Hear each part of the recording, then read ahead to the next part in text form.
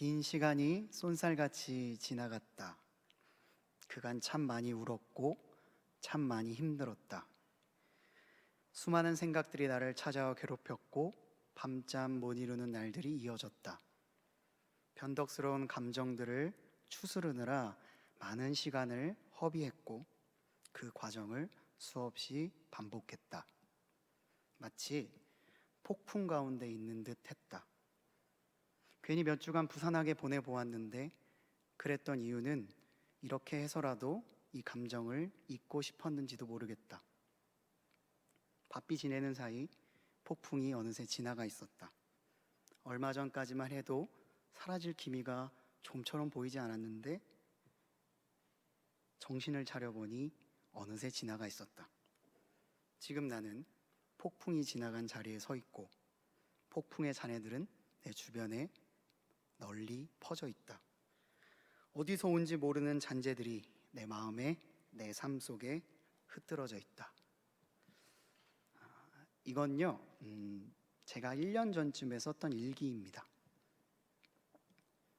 그때 저는 마치 제 삶에 폭풍이 한번 휩쓸고 간 듯한 느낌을 받을 정도의 충격적인 사건을 경험했습니다. 그것을 세세하게 설명하는 것은 크게 의미가 없어 보이고 그 일로 인해서 저는 일종의 우울감 같은 것들이 찾아왔고 일상생활을 유지하기 힘들 정도의 휘청거림을 경험했습니다. 하루 종일 입에서는 한탄이 나옵니다. 좋게 표현한 것입니다. 한탄. 가만히 돌아서서는 눈에 눈물이 흐르고 눈물이 나는지도 모를 때에 눈물이 흘러내려서 알 정도로 어두운 시간을 보냈습니다. 어떻게 시간이 흘러갔는지 잘 기억이 나지 않습니다.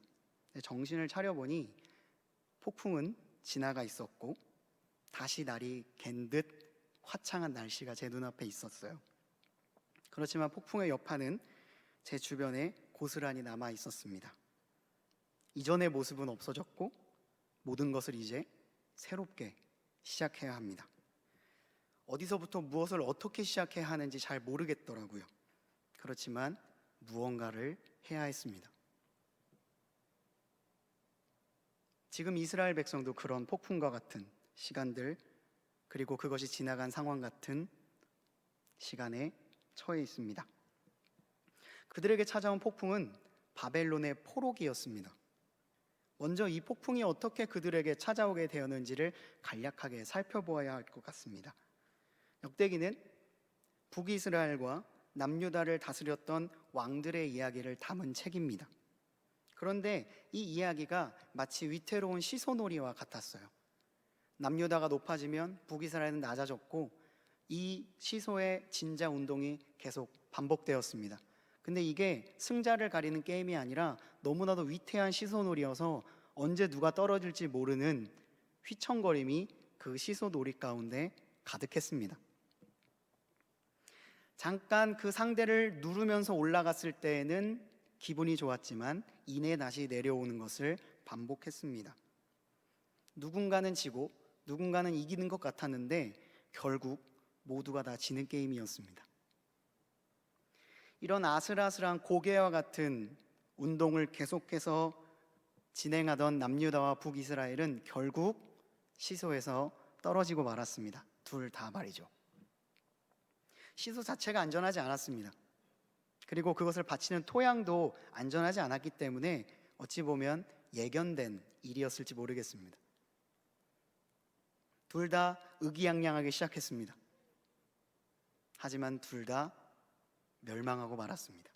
북이스라엘은 BC 722년 아수르에게 멸망을 당했고 남유다는 BC 586년 바벨론에 의해 멸망을 당했습니다. 왕궁은 불타고 성전의 기물들은 파손당하고 노략당했습니다.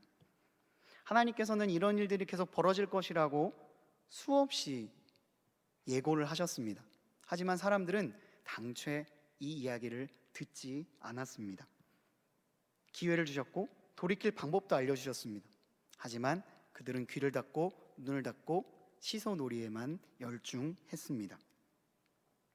결국 이 시소놀이 가운데에 이 둘은 둘 다 떨어지고 말아서 포로의 시간들이 길게 이어지게 됩니다.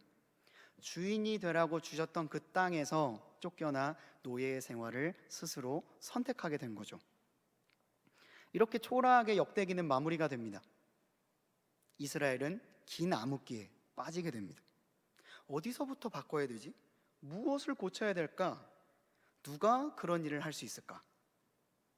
역대기에서 에스라로 넘어가는 그 성경 속 한 장 그 사이에는 형언할 수 없이 깊이 뿌리 박힌 슬픔과 고통, 회개와 눈물이 함축적으로 담겨 있습니다.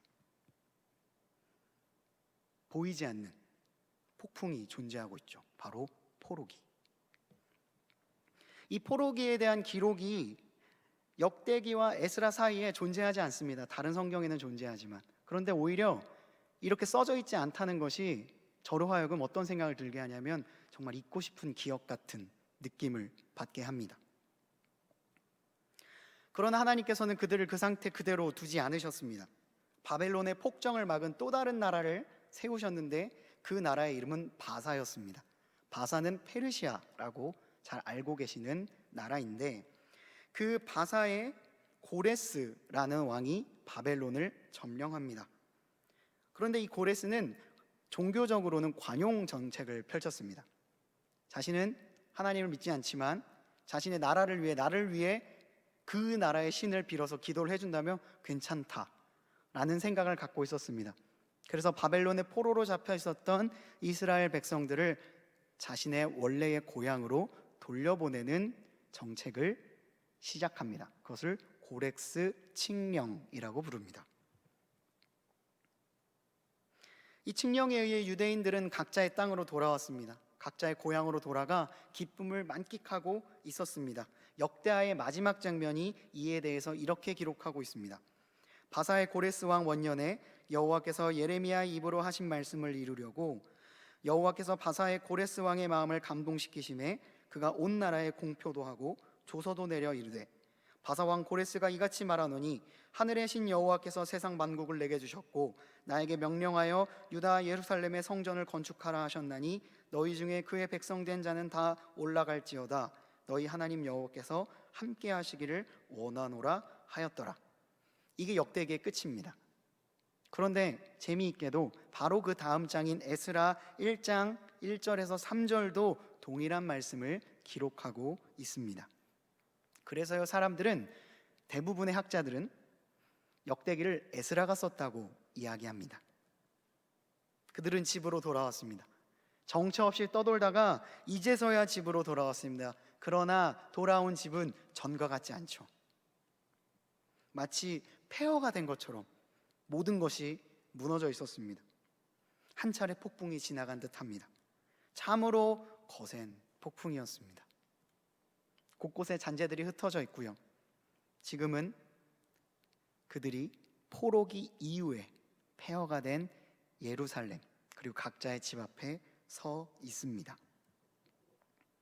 그간 참 많이 힘들고 어려운 일들이 많았습니다. 근데 이제 그들이 해야 될 일은 울음을 그치는 일이었어요. 절망의 자리를 딛고 다시 일어나야 했습니다. 계속 울고 있을 수는 없었던 거죠.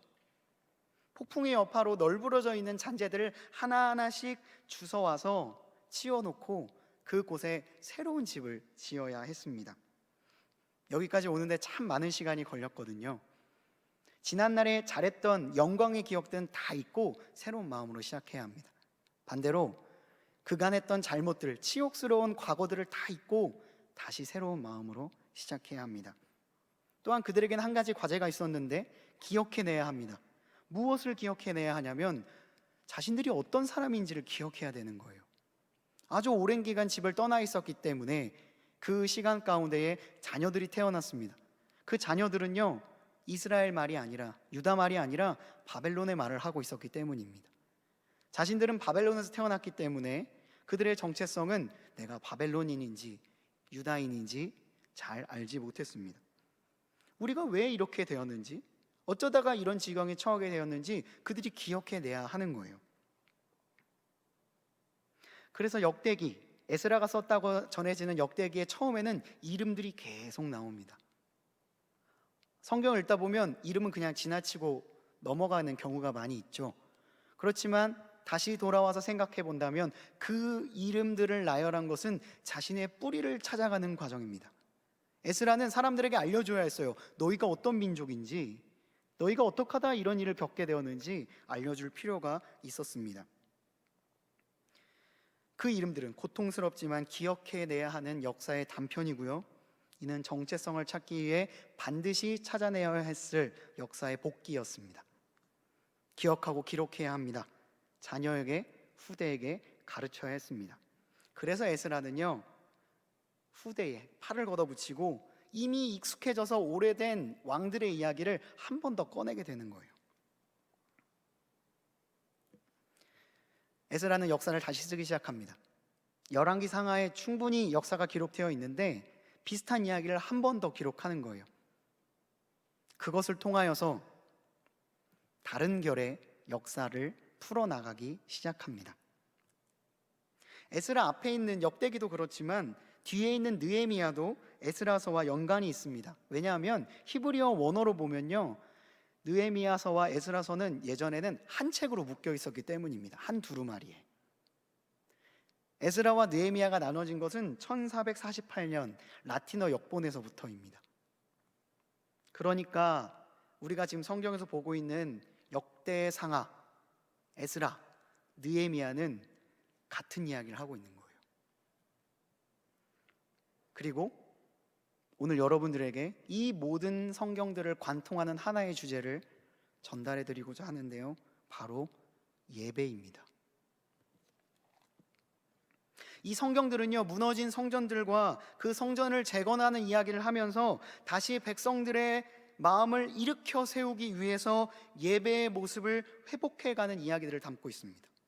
그 과정을 아주 집중적으로 담고 있어요. 그래서 여러분들 역대기부터 느헤미야를 읽을 때에 단순히 성전이 건축되는 이야기로만 받아들이지 마시고 그 안에서 어떤 예배를 드리고 있는지, 이 사람들이 예배 드릴 때 어떤 반응을 보였는지에 대해서 생각해 보면서 읽으신다면 훨씬 더 풍성하게 이 성경을 읽으실 수 있을 것입니다. 에스라는요, 포록이라는 폭풍이 지나간 자리를 치울 수 있는 방법, 그리고 새로운 집을 지을 수 있는 방법으로서 예배를 선택했던 것입니다.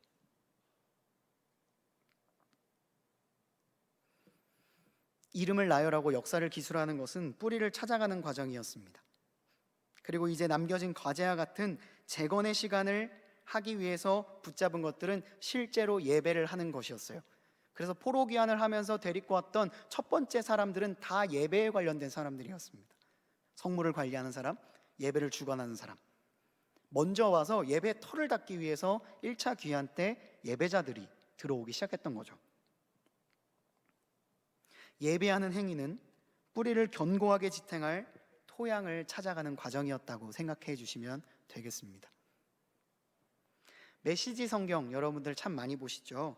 그 메시지 성경을 쓴 유진 피터슨이 에스라서를 쓸 때 그 서문에 대해서 예배에 대해 이렇게 정의를 내렸습니다. 예배는 사람이 할 수 있는 가장 전인적이고 포괄적인 행위입니다. 예배 가운데 하나님의 선물인 우리의 정체성이 우리 안에 깊이 새겨지기 때문입니다. 오늘 본문은 그 신호탄과 같은 장면들이 담겨져 있습니다. 폭풍이 지나간 그 자리를 깨끗이 치우는 그 첫 삽을 떼는 장면, 기공식과 같은 장면이 오늘 본문의 이야기죠. 그 시작, 그 첫 삽, 그 기공, 예배로부터 시작되었습니다. 고레스에 의해서 이스라엘 백성들이 각자의 집으로 돌아왔다고 이야기를 드렸습니다. 그렇게 각자 돌아와서 각자의 집에서 잘 쉬고 있었습니다. 그러던 어느 날 7월이 되자 사람들이 일제히 예루살렘으로 모이기 시작합니다. 우리가 마치 각자의 삶에서 흩어져 있다가 주일날 여기에 모이는 것처럼요. 이 사람들은 뭔가 약속을 한 것처럼 아무런 사전의 이야기가 없었지만 일제히 예루살렘으로 모이기 시작합니다. 오늘 우리의 본문 에스라 3장은 이렇게 시작하고 있습니다. 1절입니다.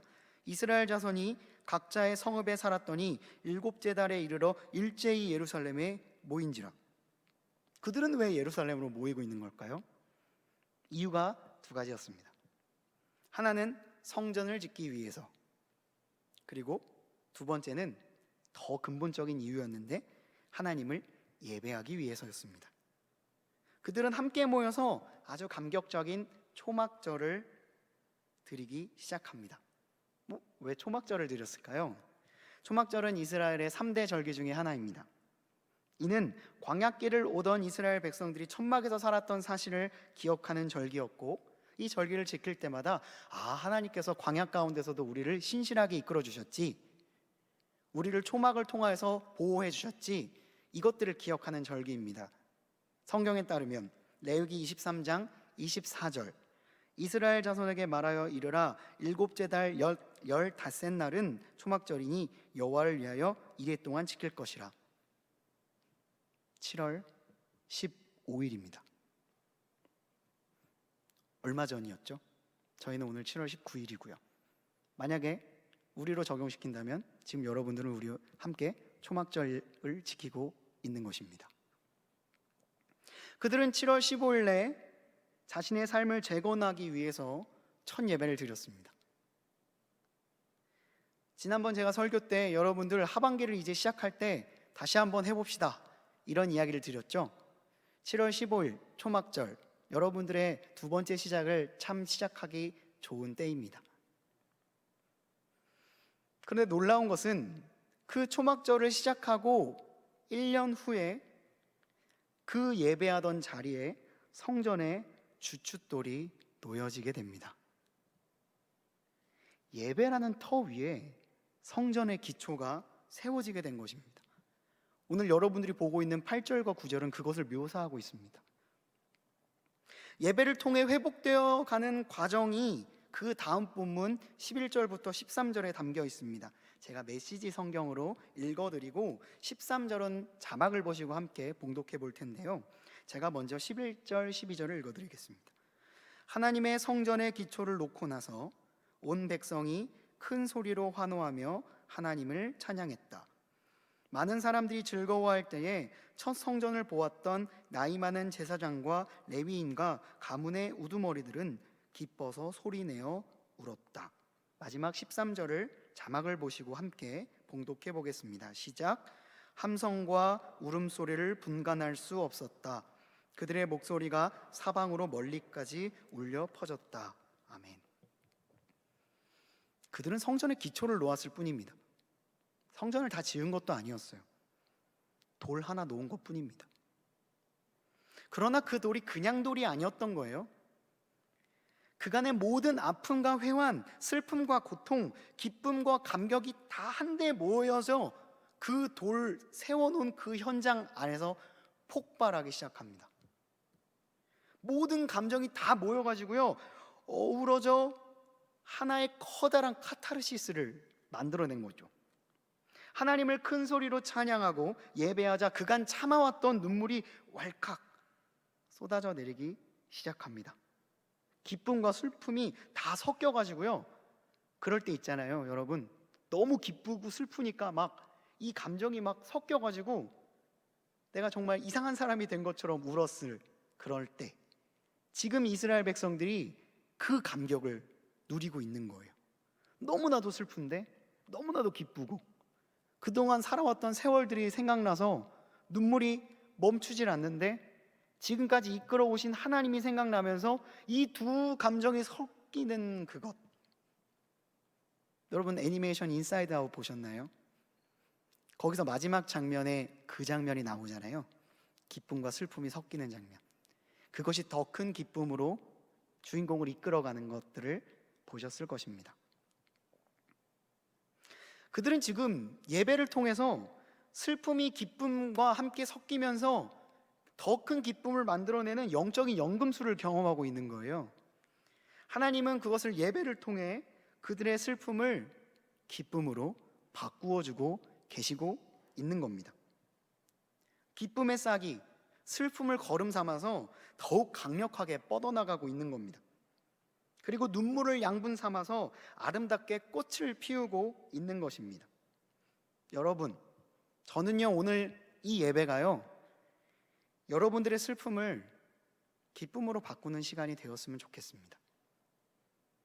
고통 가운데 흘렸던 눈물이 다시 여러분들의 삶을 세우는 양분이 되는 시간이 되었으면 좋겠어요. 시간을 떼어, 마음을 떼어 이 자리에 오신 것이 헛되게 있다가 헛되게 가는 시간이 되지 않았으면 좋겠습니다. 다시 세울 시도조차 하지 못했을 만큼 비참하게 무너져 놓았던 내 인생을 예배가 다시 세웠으면 좋겠습니다. 이스라엘 역사 가운데서도 이런 위기를 극복하고 새로운 출발을 할 때마다 어김없이 예배를 드리는 일들이 같이 병행되었습니다.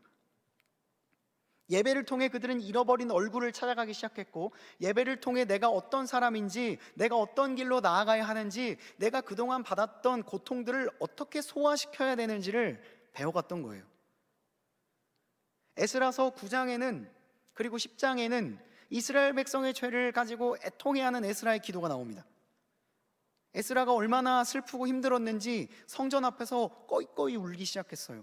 근데 그 장면을 보면은 남자, 여자, 아이들이 에스라 주변으로 모이기 시작해서요, 그 감정이 함께 모여져서 기도로 터져 나옵니다. 그것이 그 사람들에게 영적인 각성을 일으키게 되었어요. 이 모든 과정을 지켜보았던 이스라엘의 한 대표가 에스라에게 이렇게 말합니다. 에스라요, 아직도 이스라엘에겐 희망이 있습니다. 그 말이 에스라를 다시 일어나게 했고요, 그것이 이스라엘의 부흥으로 이끌어갑니다. 또한 느헤미야 8장에 에스라가 사람들 앞에 서서 말씀을 낭독하는 장면이 나와요.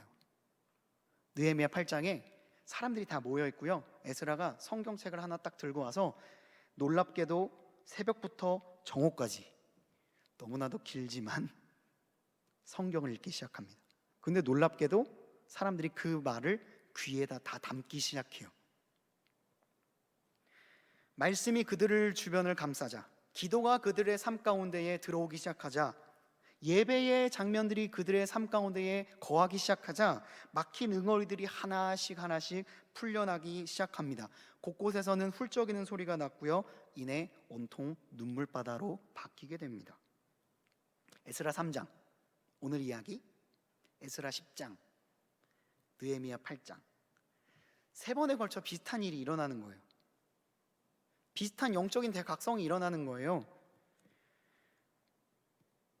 그 중심에 공통된 일이 있다면 예배가 있었습니다. 이 예배를 통해 그들은 영적으로 완전히 회복되며 다시 한번 한 걸음 내디딜 수 있는 힘을 얻었고요, 폭풍이 지나간 그 자리를 새롭게 만드는 일로 그 예배를 기점으로 삼았습니다. 모든 출발이 예배였던 거예요. 예배 안에서 이루어지는 기도와 말씀, 찬양이 그들의 삶을 완전히 새롭게 일으키고 있었습니다. 피하고 싶어도 여름을 피할 수는 없죠. 여름 때는 늘 즐거운 물놀이도 기대가 되지만 장마와 폭풍이 찾아옵니다. 태풍이 올라옵니다. 이처럼 우리의 인생에도 태풍이 계속 불어와요. 폭풍이 다가옵니다. 그런 폭풍이 휩싸일 때면요, 그 어떤 것도 눈에 들어오지 않습니다. 어떤 사람의 위로도 내 마음에 만족감을 주지 못해요. 차라리 혼자 있는 게 나을 때가 있습니다. 관계도 깨지고요, 그러다 보니까 깨어진 유리 조각처럼 내 신경도 날카로워져서 사람들에게 상처되는 말들을 막 내던지게 됩니다. 그럴 때는 때로는 폭풍이 그냥 지나갈 때까지 잠잠히 기다려주는 것도 좋은 방법인 것 같습니다. 제 아내가 제가 그 폭풍에 있을 때 그렇게 해주었습니다.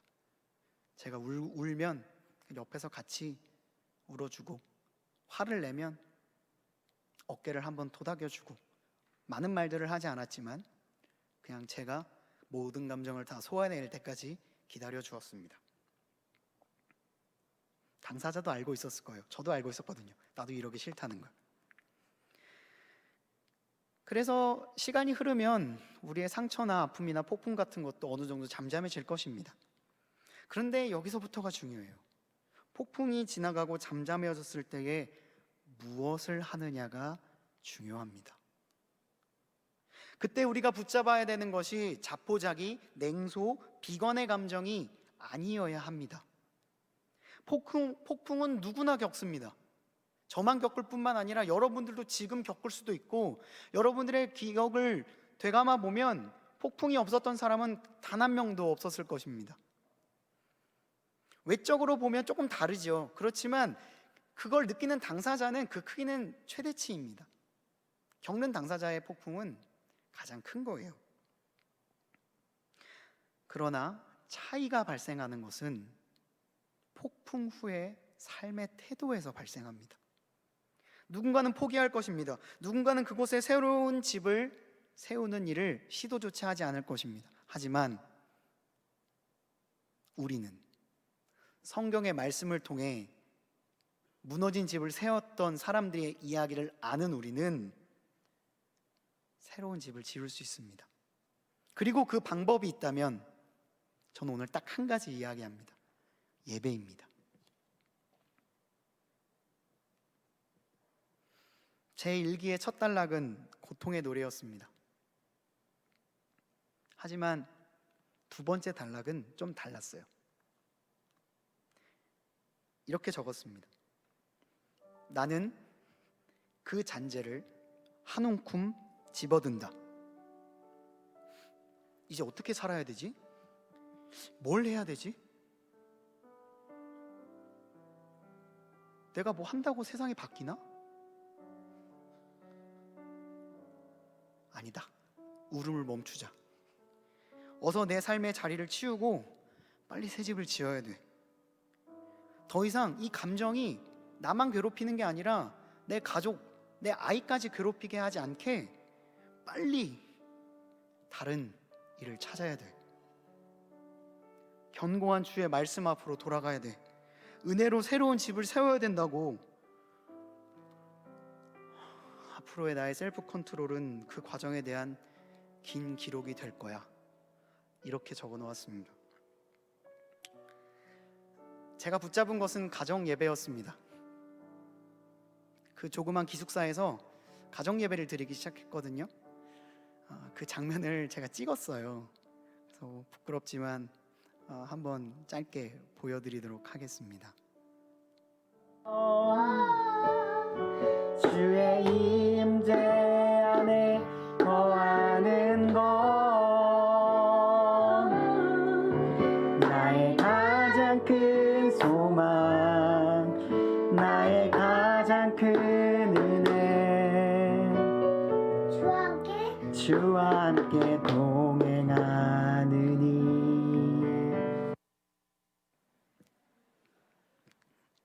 세상에서 제일 비싼 드럼입니다. 4,500원 정도 됩니다.